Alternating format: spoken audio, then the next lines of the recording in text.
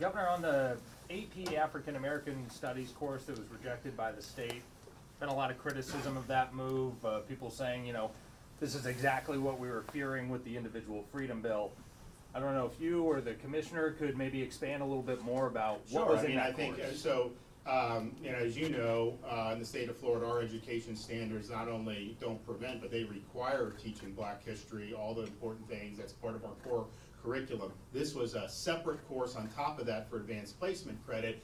And the issue is we have guidelines and standards in Florida.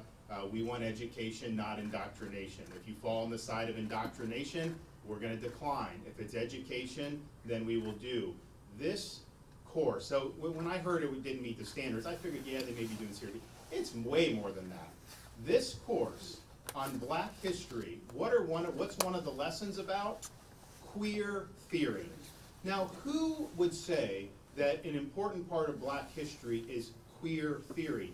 That is somebody pushing an agenda on our kids. And so when you look to see they have stuff about intersectionality, abolishing prisons, that's a political agenda. And so that's the wrong side of the line for Florida standards.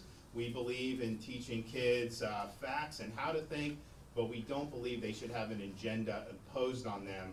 When you try to use Black history to shoehorn in queer theory, you are clearly trying to use that for political purposes. Governor, one of the AP studies that course parts have been listed as concerning is the topic of movements for Black lives. Can you describe what about that is concerning, as some people are calling it, calling Black history inferior? Is that part of the? So if you read actually what's in there, they're advocating things like abolishing prisons. Now that's a radical political position. You're free to take that in your own life. I don't think very many people would think that that would actually work. But how is that being taught as fact to be able to do that? And I also think it's not fair to say that somehow abolishing prisons is somehow linked to like Black experience, that that's what Black people want. I don't think that's true at all. I think they want law and order, just like anybody else wants law and order. So that is more of ideology being used under the guise of history, and we want to do history. That's what our standards for Black history are. It's just cut and dried history. You learn all the basics, you learn about the great figures. And, you know, I view it as American history. I don't view it as separate history. You know, we have history, a lot of different shapes and sizes. People that have participated to make the country great, people that have stood up when it wasn't easy, and they all deserve to be taught. But abolishing prisons, being taught to high school kids as if that's somehow a fact, no, that's not appropriate. The Parental Rights and Education Act, which some people say is unfairly nicknamed Don't Say Gay, I've interviewed Floridians, and over the holidays I interviewed Texans and people from Ohio. And they're under the impression that the law applies to all schools and all grades. But when you read the bill says it only applies to not teach gender identity or sexual orientation from kindergarten to 3rd grade. And when I tell these people this, mostly even liberals agree. Oh yeah, if it's only elementary school, that's fair.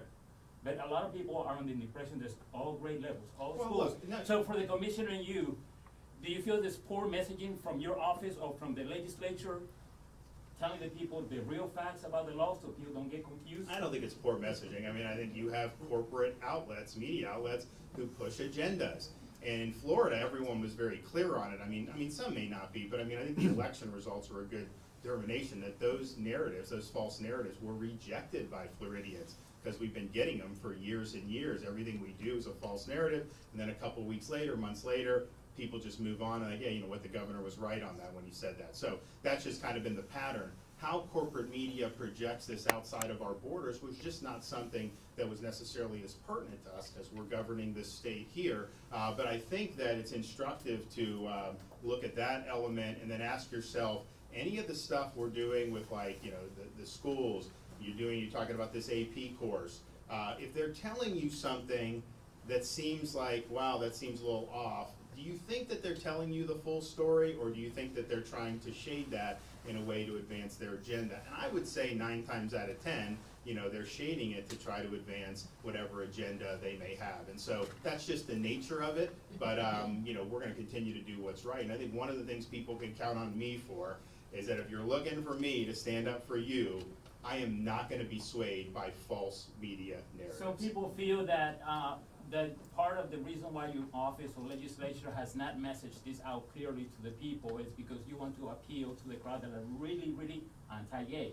It has nothing to do with that. First of all, having any sexual content in elementary school is inappropriate. It's wrong. And yes, I mean, I think the gender ideology is something that is very problematic.